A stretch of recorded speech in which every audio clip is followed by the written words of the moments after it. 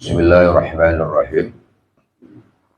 Qala al-muallif rahimahullah wa nafa'anallahu bi'ulumihi fid dharain amin.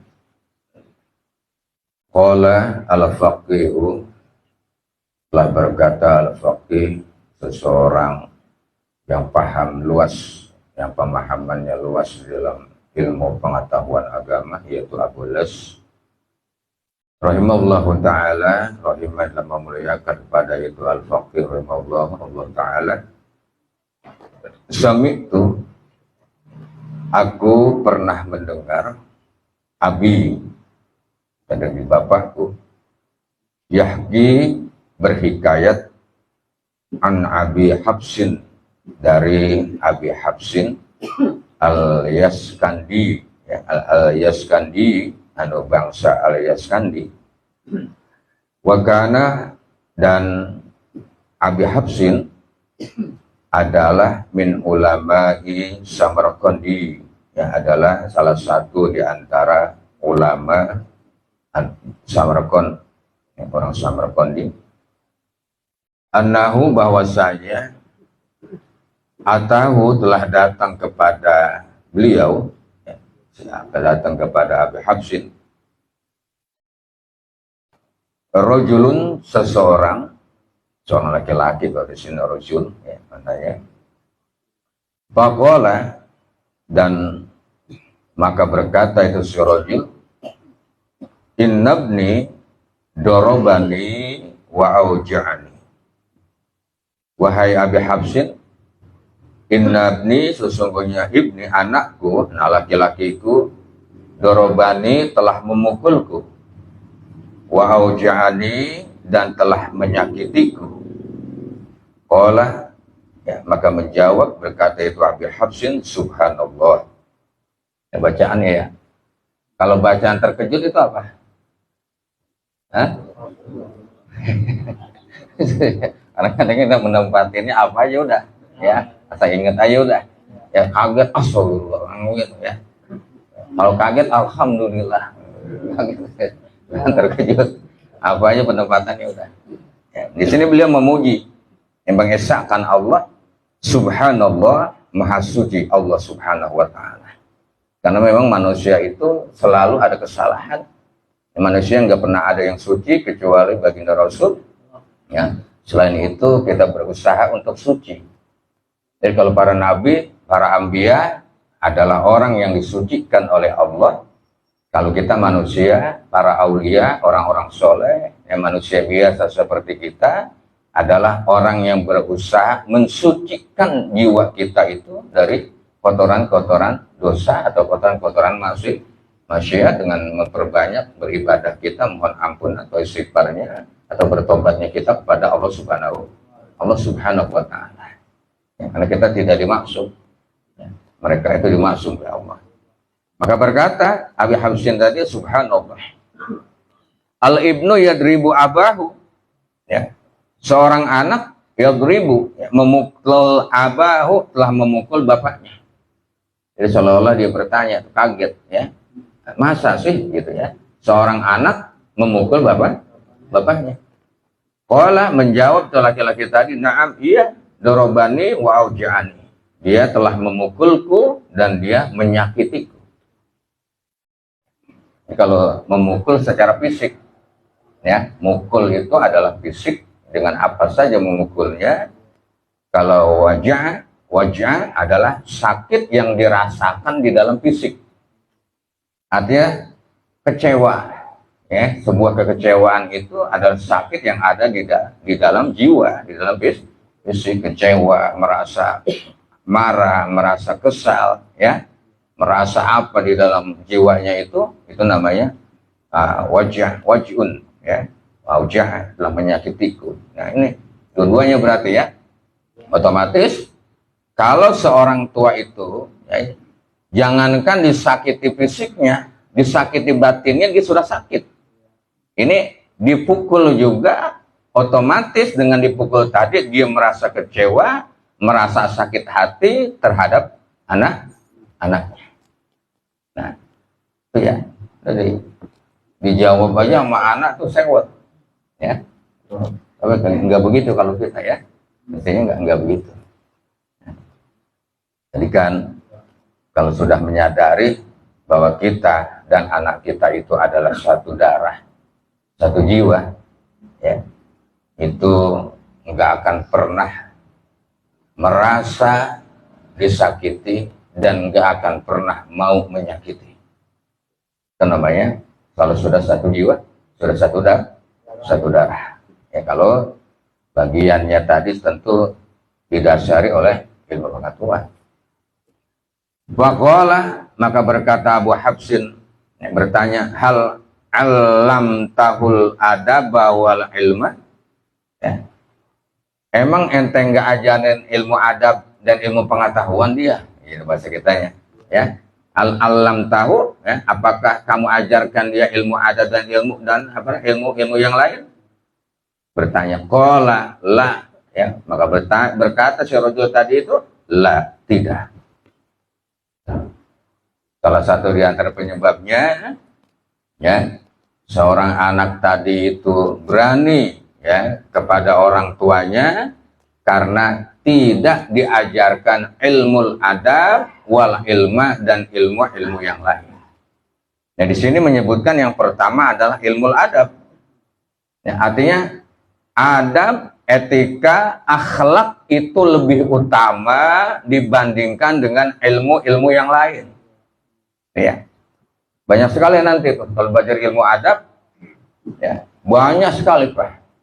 Kita cara adab kita berjalan bagaimana, adab kita bicara itu bagaimana, adab kita istirahat mau tidur itu bagaimana, adab ke kamar kecil bagaimana, terus ya banyak sekali adab-adabnya, etika-etika atau tata cara yang baik, ya, di dalam syariat kita ini mengajarkan tentang adab. Ini banyak sekali, maka ilmu adab itu yang paling utama. Setinggi orang apapun keilmuannya, kalau tidak dilandasi dengan ilmu adab ini rusak. Ya, dia tidak bisa mulia di hadapan Allah apabila tidak memiliki ilmu adab. Nah, ilmu adab kepada Allah, ya, apa? Tidak i'tirad. Tidak i'tirad artinya tidak menentang terhadap Allah Subhanahu, nggak protes sama Allah. Ilmu adab terhadap Allah, perintahnya dia nggak protes sama Allah, larangannya nggak protes terhadap Allah, ketentuan Allah dia nggak protes kepada Allah. Itu namanya adab dia terhadap Allah. Kata Tuan Syekh Abdul Qadir mengatakan, ya, al-i'tiradu inda nuzuli iqdarihi mautuddin wa mautul iman wa mautul islah. Menentang terhadap Allah inda nuzuli iqdarihi, ketika datang ketentuan Allah, ketika datang takdir Allah, kata beliau, mautuddin, orang itu telah mati agamanya. Itu ya. Kenapa? Karena menentang terhadap Allah. Begitu takdir datang, wah, dia protes. Ya, dia kagak nerima. Ngeluh dia. Nah, itu ya. Mautul iman, imannya mati. Islamnya mati. Bagaimana mestinya? Dia bersikap. Ya, mestinya seorang yang beriman itu ketika datang takdir Allah, dia menerima ini datang dari Allah Subhanahu wa taala, kemudian dia bersikap, ya, dia melakukan sesuatu, merapihkan sesuatu dari apa yang telah didatangkan dari Allah Subhanahu wa taala. Ini ilmu adab. Yang paling pertama ilmu adabnya diajarkan itu. Tata cara adab terhadap orang tua, ya, adab terhadap anak, adab terhadap istri, adab terhadap suami, adab terhadap tetangga, adab terhadap guru, terhadap murid, terhadap saudara, ya, adab terhadap yang bukan beragama Islam. Nah, itu banyak sekali ilmu adab itu kalau dipelajari. Ya, kita belum apa-apa, makanya belajar ilmu itu tidak terbatas. Tidak cukup kita merasa kita sudah sholat, tidak cukup kita sudah merasa sudah tahu tentang ilmu, tapi masih banyak sekali ilmu yang belum kita ketahui. Makanya baginda Nabi arahkan pada kita, belajarlah kamu dari buayan sampai liang lahat, supaya ketemu ya ilmu-ilmu yang belum kita ketahui. Nih, ya Pak, ini belum ada ya, Masya Allah, penting sekali ilmu adab. Kalau sekarang kalau di sekolah namanya ilmu moral, ya, moral apa namanya? Sekolah? Hah? Ilmu moral ya. Dulu ada tuh pendidikan moral Pancasila, ya, belum ada tuh. Anak-anak kita bagus, anak-anak sekolah kita dulu tuh masih, ya, SMP, SD, SMP, SMA bagus masih, karena ada pendidikan moral Pancasila. Pendidikan moral Pancasila. Ya. Sekarang mah anak SMP udah berantem mulu. Ya ramai dah, Masya Allah. Moralnya hilang karena nggak ada pendidikan moral ya. Ilmu tata negara dulu diajarkan, ya ilmu sosial diajarkan. Ya. Nah, kan udah ilmu adab penting. Ya, ilmu adab sekarang ya ini di pondok-pondok pesantren. Jadi hal alam taul adab bawal ilmu. Ya, apakah kamu ajarkan dia itu? Ya, belajar ya ilmu adab dan ilmu yang lainnya. Qala lah tidak. Qala ya berkata lagi Abi Hafsin, fahal alam tahul Qur'ana? Qala lah. Apakah ente ajarin dia itu Al-Quran? Lah, jawabnya tidak. Ya, ada ilmu adab enggak. Ngaji kagak tuh bocah, ya, sekolah juga kan. Masya Allah. Ini yang tanggung jawabnya nanti, ya, yang di hadapan Allah Subhanahu Wa Taala. Kalau anak itu tidak mengerti dan tidak bisa membaca Al-Quranul Karim, ya, batasannya apa nih? Anak sekarang batasannya, kita mohon maaf ya, dia bisa baca Al-Quran sudah bagus, ya, apalagi paham, apalagi mengerti, apalagi mengamalkan. Ini sekarang ini pertahankan, ya, ajarkan Al-Quran. Masih banyak sekali ya cara membaca Al-Quran yang kita itu, saya secara pribadi ya banyak kekurangan di dalam Al-Quran. Sebab qiraah itu banyak sekali ya. Kalau saudara kita ini sebelah kiri saya, dia tahu qiraat sab'ah gitu ya, dia tahu qiraat sab'ah, bahkan qiraat itu sampai 10 ya, sampai yang masyhurnya sampai qiraat sab'ah. Ya, kita baca waduha, dibaca waduhe. Nggak ngerti. Ya. Nah, itu ya, kan kita nggak tahu. Kita punya bacaan-bacaan yang lain yang kita nggak tahu ya. Nah, ada perbedaannya ya. Di Fatihah ada yang baca mimnya dengan ada maliki, mimnya dipanjangkan 2 harakat. Ada yang baca 1 harakat maliki. Ya, maliki yaumiddin. Ada yang baca qiraahnya maliki yaumiddin, ya, dipanjangkan 1 harakat. Ada yang 2 harakat. Maliki, ya, ada yang maliki. Kalau maliki, nah itu yang salah. Ya, maliki, malik, nah itu ya, ada yang baca maliki. Nah itu ada syiddah, ya, ada alif di depan mati, ya, nggak boleh ya. Nah, ini membaca Al-Quran tidak banyak sekali ya. Terutama memang saya tuh ya, saya pribadi ya, saya dulu belajar gambar. Belajar gambar dulunya ya, bukan belajar Quran, bukan belajar agama. Belajar melukis mulu dulu ya, itu kerjaan saya dulu begitu ya. Nah, ini apa kamu ajarkan Al-Quran? Tidak. Dia ajarkan baca Al-Quran itu, karena Al-Quran bukan sekedar belajar tapi memahaminya, yang ngerti, tahu cahaya dari Al-Quran itu ya akan mengarahkan anak kita itu ke jalan yang lebih jelas, ke jalan yang lebih terang. Qala, maka bertanya itu Abi Hafsin itu ya, fa'ayya, ini bukan fa'ayyu ya, kita baca fa'ayya ya. Fa'ayya amalin ya'malu. Qala az-zira'atah. Lantas amal apa, perbuatan apa ya'malu yang ia perbuat, yang anak kamu itu perbuat ya. Qala, menjawab si rajul, az-zira'atah, yaitu amaliyah az-zira'atah, ngangon kerjaannya ngangon, ya, mengembala, ya, kerjaannya itu dong kerjaannya, ya ngangon doang. Qala hal alimtah, ya, berkata Abu Habsin, hal alimtah, apakah kamu tahu, ya, li aisyain dorobaka, ya, dengan sebab apa ia memukulmu, ya. Qala la, menjawab rajul tadi lah, kerjaannya hanya disuruh ngangon, ya, suruh mengembala. Ditanya sebabnya, ente tahu nggak sebabnya itu, ya, kenapa anak ente memukul kamu itu, ya, sampai nggak tahu juga jawabannya. Enggak, saya nggak tahu.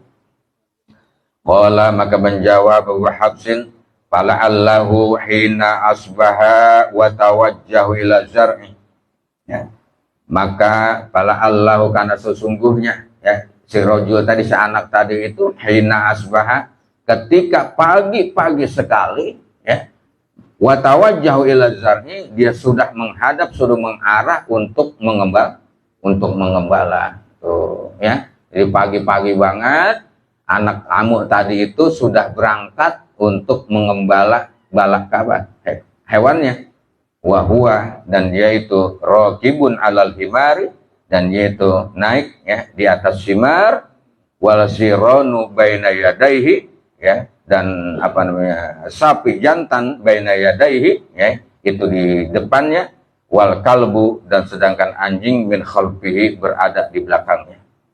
Ya, wahwa la yuhsinul Qur'ana, dan yaitu tidak bagus, ya, tidak belajar tentang ilmu Al-Qur'an, patagonna wa ta'arrudta lahu fi jalikal waqti, maka terjadilah sebuah bentrokan kamu lahu kepada dia itu, fi jalikal waqti, dalam kondisi semacam itu, fazonna, ya, dan berprasangka itu anak kamu tadi, ya, annaka, bahwasanya kamu bakorotun, ya, berprasangka anak kamu tadi bahwa kamu itu adalah sapi, ya. Jadi anak tuh nggak diajarin ngaji, nggak dididik sekolah, kagak, yang diajarin ilmu adab, kerjaannya tadi itu di rumah main HP doang kerjaannya. Orang sekarang begitu dah, yang diangonnya HP tuh, ya, main HP terus dari pagi sampai sore, sampai malam, sampai pagi lagi, kerjaan tiap hari begitu, nggak diajarin membaca, nggak diajarin ilmu pengetahuan, ya. Maka begitu terjadi sesuatu pertentangan antara kamu dengan dia, ya, anak kamu itu menganggap kamu adalah HP, kamu dibanting blok, gitu, ya. Anak kamu beranggapan bahwa kamu itu bakoroh, seekor kapi, makanya kamu dipukul oleh anak kamu tadi itu. Fahmidillah, ya, maka bermujilah kamu kepada Allah, haisa lam yaskir ra'saka, karena tidak pecah kepala kamu itu, ya. Anaknya suruh ngangon doang kerjanya tadi tuh, ya, di rumah dimanjakan, nggak belajar, nggak sekolah, ya, nggak ngaji, nggak tahu ilmu adab, ya. Tadi akibatnya jadi begitu, anaknya tadi apa, berani memukul orang tuanya. Nah, dunia sekarang sudah banyak sekali tuh arahan-arahan di dunia sekarang ini.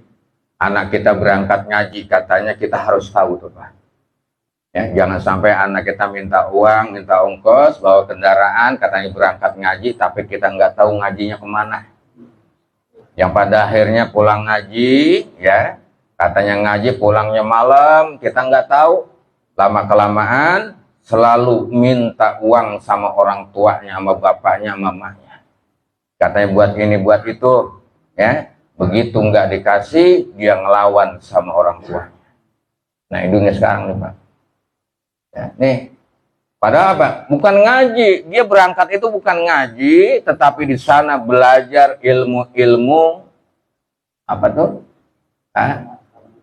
Kanuragan tuh, ya, belajar ilmu-ilmu kanuragan, dikasih jimat sama gurunya, kasih wapak sama gurunya, ya, tes kebal kamu, ya, tes sana, gitu. Itu, ya, ini orang tuanya ini mas sudah susah, masya Allah, kita berlindung kepada Allah, ya, namun anak cucu kita nggak begitu, ini kita jaga banget tuh, ya, maka harus tahu ngajinya kemana, berangkatnya kemana. Ya, kalau ngajinya sekitar kita ini, ya, guru-guru kita, ya, kita tahu semuanya, Ya, kalau di luar sana jauh ya kita kagak tahu, jadi geng motor akhirnya. Itu ya. Nah, itu kita takut, kita berlindung itu kepada Allah. Kalau udah begitu udah susah ngurusin ya. Diapain juga ya, udah susah. Kan dari awal tadi itu. Nah ini karena gara-gara anaknya nggak diajarkan ilmu adab, ilmu pengetahuan, ya nggak bisa baca Al-Quran, nggak diajarkan, ya kerjaannya tadi di rumah terus atau main mengembala, ya pengembalaannya atau main HP terus, ya main komputer terus, ya nggak ngaji akhirnya. Nah di dunianya, seandainya di dunianya dianggap baik itu anak, ya dianggap baik, nanti di akhiratnya dia akan bertanggung jawab di hadapan Allah Subhanahu wa Ta'ala, akan ditanyakan itu tentang bagaimana ya mendidik anaknya tadi itu. Nah kalau di dunia sih mungkin biasa-biasa aja ya, karena biasa, apalagi kalau udah kerja, udah itu ya, udah banyak penghasilannya, tapi nggak bisa ngaji, nggak ibadah, ya nggak punya ilmu adab, dia di sana nanti di alam akhiratnya itu yang akan bertanggung jawab dia di hadapan orang tua. Sebagai bapak tanggung jawabnya 3. Pertama, dia tanggung jawab terhadap diri sendiri, tanggung jawab terhadap istri dan anak-anaknya. Tuh kalau seorang suami, kalau seorang istri tanggung jawabnya cuma 2, dia tanggung jawab terhadap dirinya dan tanggung jawab terhadap anak-anaknya. Kalau hidupnya sendiri, tanggung jawab sendiri udah, ya hidupnya sendiri, ya, semata wayang, yang tanggung jawab diri. Nah, itu lagi. Wa'ang sabit al-Bunani rahimahullahu ta'ala. Dan dari Syekh Sabit al-Bunani ya rahimahullahu ta'ala, qala, dan berkata, ya ruwiya, lah diriwayatkan, anna rojulan, ya, bahwasanya seseorang karena yadribu, terusannya yadribu abahu, ya karena itu seseorang yadribu abahu, ya, memukul bapaknya atau sang anak juga tadi itu ya, bimaudiin, di suatu tempat. Faqila lahu, ya maka ditanya lahu kepada itu bapak ya, mahaza, ada apa ini ya. Faqala al abu khalu anhu, maka berkata bapak tadi itu, khalu anhu fa inni kuntu adribu abi bihajal maudi. Nah, tenang aja dah, ya diam. Ya kalian diam tuh ya, nggak usah bicara. Kenapa? Dia jawab, Pak ini karena sesungguhnya aku kuntu adribu abi bihajal maudi. Aku pernah mukul bapakku di tempat ini. Gitu. Jadi seorang bapak dipukul sama anaknya di tempat itu, ya. Dia bengong tuh, wah ada apa nih? Kok gue dipukul sama anak aku nih? Orang-orang juga pada heran. Tenang, ya. Saya ingat dulu saya di waktu masih bujangan, masih remaja, ya. Saya pernah pukul orang tua saya, saya pukul bapak saya di tempat ini. Itu Pak. Jadinya apa namanya tuh? Iya, dibalas sama anak. Ya. Itu biasanya sedikit, padahal anak tuh dulu sedikit doang tuh, ya. Sama orang tuanya membuat sebuah kesalahan. Ya pada akhirnya anak dia itu lebih besar lagi bikin kesalahannya sama dia tuh ya. Tuh, tadi dulu pernah dipukul saya di sini. Ya. Nah, saya ingat dah tuh, dulu saya pernah mukul bapak saya di sini. Pernah menyakiti bapak saya, pernah membuat malu bapak saya di tempat ini. Oh, makanya saya dibikin malu lagi sama dia, sama anak saya. Ya, itu bisa terjadi. Walaupun itu jarang terjadi umpama ya, yang terjadi. Pabtuli itu bi ibni yadribuni, maka terjadilah kepadaku ya bi ibni, ya dengan sebab anakku tadi ini yadribuni, dia memukul aku tadi bihajal maudi di tempat ini. Ya haza bizalika, ya. Nah, yang demikian itu wala lauma alaihi, jangan salahkan siapa-siapa. Itu jadinya, ya. Jadi jangan salahkan siapa-siapa. Dulu ente pernah mukul bapak ente sih di sini, makanya ente dipukul lagi sama anak ente. Itu. Ente pernah bikin malu orang tua ente di tempat itu, Makanya kamu itu pernah dibikin malu juga di tempat itu oleh anak kamu, keturunan kamu tuh, anak, cucu itu kan anak tuh, ya, cicit itu anak kita semua, nggak dari anak mungkin di cucu, bikin malu, ya, dan seterusnya tuh. Nah ini yang kita ingat, ya, makanya dengan itu bertobatlah itu, ya, kita bisa bertobat, kita mohon ampun kepada Allah, ya, kita luruskan semuanya itu supaya enggak terjadi. Nah, jadi apa saja yang pernah dilakukan oleh seorang anak kepada bapaknya, nanti anak itu akan mengalami, ya, akan mengalami juga diperbuat oleh anaknya. Sebaliknya kalau anak itu berbakti dia itu kepada orang tuanya, ya, taat, patuh kepada orang tuanya, maka anaknya pun akan sangat menghormati orang tuanya, ya, dia berbakti sama orang tuanya, dia sangat patuh kepada kedua orang tuanya. Nah, bisa ya, lagi ya, supaya pahalanya banyak kan. Pahalanya banyak kan gitu ya. Kan kita digomelin mulu katanya, gitu ya. Orang mukmin di dalam masjid itu mestinya bagaikan ikan di dalam air gitu mestinya.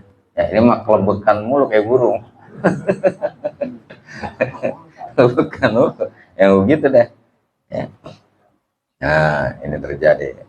Jadi kita kola ba'dul hukama'i, ya, telah berkata di antara para hukama, man also walidayhi, barang siapa yang durhaka kepada kedua orang tuanya, lam yarosururo, ya, dia tidak akan merasakan kebahagiaan min waladihi, dari anaknya. Dia nggak akan mendapatkan kebahagiaan dari anak. Dan barang siapa yang pernah maksiat, ya, pernah durhaka, pernah mengecewakan, menyakiti, ya, apalagi tadi itu ya, memukulnya atau menyakiti dengan ucapan-ucapan yang tidak baik kepada kedua orang tua atau salah satunya, maka anak tadi lam yarosurur min waladi, maka orang itu tidak akan melihat, tidak akan merasakan kebahagiaan dalam hidupnya, yang didapat dari anaknya. Anaknya begitu terus akhirnya, ya. Tadi makanya bertobatnya itu. Ini kata siapa? Kata hukama, ya, di antara kata ulama ini. Waman lam yastashir fil umuri, barang siapa yang tidak konsultasi, masa kita tidak musyawarah, ya, fil umuri, dalam masalah, ya, dalam perkara, lam yasil ila hajatihi, maka dia tidak akan tercapai apa yang diinginkannya. Jadi kalau sesuatu itu mestinya dimusyawarahkan dulu, dikasih, ya, nggak mau bertindak sendiri dalam melakukan apa saja, ya, umpamanya seorang suami mau melakukan apa, dia musyawarah dulu sama istri dan anak-anaknya atau sama sahabat-sahabatnya, dikumpul dulu musyawarah nih, bagaimana nih dalam hal ini, gitu ya. Dan melakukan sesuatu, ini kata ulama, lam yasilul hajati, dia nggak akan tercapai di dalam hajatnya tadi itu, ya. Wa man lam yudari ahlahu, barang siapa yang nggak mau ngurusin keluarganya, jahabat lazatu aisyihi, ya, maka hilanglah kenikmatan di dalam kehidupannya. Kata ulama, barang siapa yang enggak peduli dia terhadap keluarganya, dia enggak urusin dah keluarganya, atau masa bodoh amat, ya, dia mau bagaimana kayak dia sengsara kayak, ya, sungsang sumbul kayak tuh anak-anaknya tadi mau belajar kayak kagak, kayak enggak ada urusan, ya, zahabat lazatu isyi, ya, dia itu akan kehilangan kebahagiaan, kehilangan kelezatan di dalam kehidupannya, nggak mendapatkan kebahagiaan. Selalu yang ada adalah gelisah, resah, ya, galau, nggak pernah mendapatkan hiburan ya dari keluarganya itu, ya, ya nggak, kenapa? Karena tadi nggak ngurusin keluarga, nggak mau ngurusin keluarganya, ya, dia tinggalkan itu, ya, ataupun memang ada tapi dia nggak peduli terhadap keluarganya. Nah ini namanya, kata para ulama di antara para hukama tadi itu, ya, bagaimana sih banyak, ya, anaknya nggak diurusin, otomatis dididik ya agak, ya, diajari juga kan agak, gitu ya, nah, dan lain sebagainya. Para bapak, para jemaah yang sama kami hormati dan dimuliakan oleh Allah Subhanahu wa taala. Wallahu a'lam.